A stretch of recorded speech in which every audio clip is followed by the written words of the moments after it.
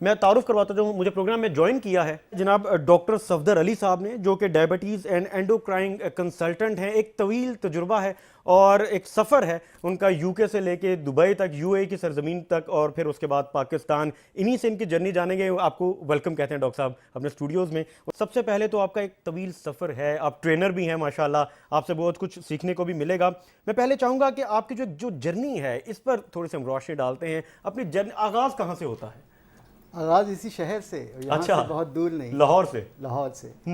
اور یہاں سے سفر کراچی, اور کراچی سے پھر انگلینڈ, اور یہ بہت پرانا تعلق. انگلینڈ میں میری تقریباً تمام ٹریننگ جو ہاؤس جاب سے لے کر اور کنسلٹنٹ ٹریننگ تک, اور پھر وہیں پہ کنسلٹنٹ کا کام جو کہ ایک کہنا ایک دہائی سے زیادہ تھا. زبردست. اس کے بعد پھر انٹرسٹ جو تھا وہ ڈائبٹیز اور ہارمونز, یا جسے آپ اینڈوکرینالوجی ابھی کہہ رہے ہیں, جس پہ ہم سب بیٹھے ہیں, اور اس سے تعلق جو تھا اس نے پھر ایک نئی شکل اختیار کی. جی. تو ہم نے پھر ابوظہبی کے اندر ایک ڈائبٹیز سینٹر جو ہے اس کو جوائن کیا. ٹھیک ہے.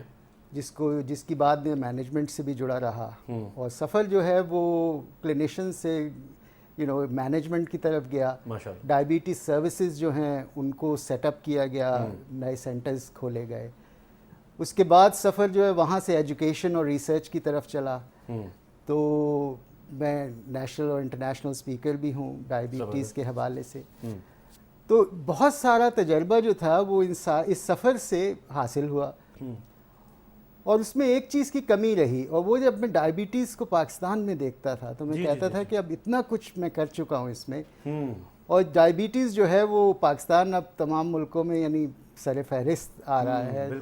جو لوگ, جو 3 بڑے ممالک جن میں ڈائبٹیز کی شرح سب سے زیادہ ہے, اس میں پاکستان تیسرے نمبر پہ ہے. تو ہم نے کہا کہ وہ سب کچھ جو سیکھا اس کو یہاں کیسے لایا جائے. پھر کچھ لوگ ساتھ ملے, اور یہاں کیسے لوگوں کے لیے آسانی پیدا کی, اور پھر کچھ لوگ ساتھ ملے, ایک کاروان سا بنا.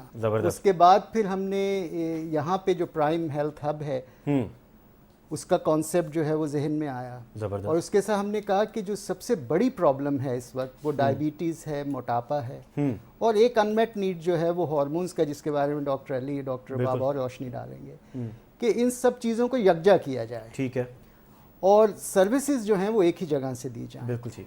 تو اب اس سفر کے اور اس یقین کے ساتھ جو سفر جہاں سے شروع کیا تھا, کوشش کر رہے ہیں کہ اس کا اختتام بالکل اختتام وہیں ہو, اپنے شہر میں آ گئے ہیں آپ. تو ڈاکٹر صاحب سب سے پہلے تو میں چاہوں گا کہ اس پر روشنی ڈالیے گا کہ جس طرح بھی آپ خود فرما رہے تھے کہ بہت سر فہرست آ گیا ہے پاکستان ڈائبٹیز میں, تو یہ ایک وبا کی شکل اختیار کر چکا ہے, اور پھر گلوبلی یہ کہاں سٹینڈ کرتا ہے, اصل میں اس کی وجوہات کیا ہوتی ہیں؟ تو اس میں بہت سے سوال ہیں جو آپ نے پوچھے. آپ نے لفظ اچھا استعمال کیا کہ وبا کی صورت اختیار کی, اور بالکل ایسے ہی ہے. یعنی ابھی آئی ڈی ایف نے, جو انٹرنیشنل ڈائبٹیز فیڈریشن ہے, جو سب سے بڑا ادارہ ہے, اس نے جو ابھی جو اپنے جو نئے اسٹیٹسٹکس جو دیے ہیں, اس میں اب یہ ہے کہ جو ایڈلٹ پاپولیشن ہے, جو یعنی جن میں شرح جو ہے ڈائبٹیز کی وہ 11% سے زیادہ بڑھ گئی ہے گلوبلی. ٹھیک ہے. اور اس میں جو سب سے تشویشناک بات ہے وہ یہ ہے کہ 10 میں سے 4 لوگوں کو یہ علم نہیں ہے کہ ان کو ڈائبٹیز ہے. اللہ اکبر. تو یہ سب سے خطرناک چیز ہے. اچھا, یہ تو ہو گئی کہ ابھی گلوبلی کیا ہے وبا کی صورت, بالکل.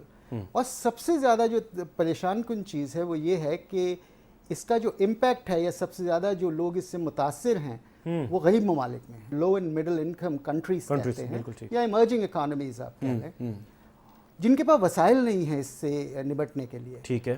وجوہات جو ہیں وہ 3 یا 4 بڑی وجوہات ہیں ہمارے ملک کے اعتبار سے. اگر بات کی جائے, ہم نے اپنا رہن سہن تبدیل کر لیا. اب یہاں پر ہم نے اپنا سونا اور جاگنا, اس کے اوقات لائف سٹائل بالکل بدل دیا. ہمارے ہاں کھانوں کے اور ریسٹورنٹس کی تعداد بے تحاشا ہو گئی. ہم نے ایک گاڑی سے 3 گاڑیاں رکھ لی. تو ایک تو یہ تھا کہ 3 یا 4 چیزیں جن میں بہت بڑی تبدیلی آئی. اس میں ایک ہماری خوراک, ٹھیک ہے, دوسرا یعنی ایکسرسائز کا نہ ہونا, تیسری چیز جو تھی کہ ہماری جو سٹریس ہے وہ بہت بڑھ گئی, اور ہم نے اپنے سلیپ پیٹرنز چینج کر لیے. ٹھیک ہے. تو یہ بڑی وجوہات میں سے ایک ہے. ٹھیک ہے. تو وبائی صورت جو ہے وہ اگر یہ چیز نہ اختیار کرتی تو مجھے نہیں سمجھ میں آتا ہے اور کیا کرتی. اللہ اکبر. اور یہ بالکل آپ صحیح فرما رہے ہیں کہ لائف سٹائل بالکل چینج ہو چکا ہے, اور جس طرح پہلے بہت زیادہ خیال رکھا جاتا تھا کہ کیا کھانا ہے, کب اٹھنا ہے, کب سونا ہے, اب وہ بالکل چینج ہو چکا ہے. اس سے بچاؤ کیسے ممکن ہے فوری طور پر؟ آپ کس طرح سے سجیسٹ کیا کریں گے دیکھنے والوں کو کہ فوری طور پر یہ آپ نے عمل کرنا ہے ان چیزوں پر کہ بہتری ہو جائے جس سے؟ تو آئی تھنک یہ اٹ ڈپینڈز ریئلی کہ آپ کے وسائل کس قسم کے ہیں. ٹھیک ہے. تو وہ لوگ جن کے پاس وسائل ہیں اپنی خوراک پہ زیادہ توجہ دے سکتے ہیں. ٹھیک ہے.